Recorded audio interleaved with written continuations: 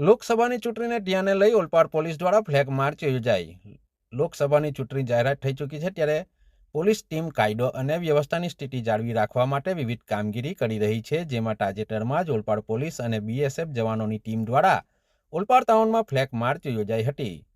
લોકસભાની ચૂંટણીમાં કાયદો અને વ્યવસ્થાની સ્થિતિ જળવાઈ રહે તેમજ મતદારો નિર્ભય બનીને મતદાન કરી શકે તેવો માહોલ સર્જાય તેના માટે પોલીસ અત્યારથી જ કામે લાગી ગઈ છે, જેના ભાગરૂપે ઓલપાડ પોલીસે ફ્લેગ માર્ચનું આયોજન કર્યું હતું। જે ફ્લેગ માર્ચ ઓલપાડ ટાઉન સહિત વિવિધ વિસ્તારમાં યોજવામાં આવી હતી, જ્યાં બીએસએફના જવાનો અને ઓલપાડ પોલીસ સ્ટેશનના પીઆઈ જાદવ તેમજ પીએસઆઈ રાઉલ સહિત પોલીસ જવાનો જોડાયા હતા અને સ્થિતિનો તાગ મેળવ્યો હતો।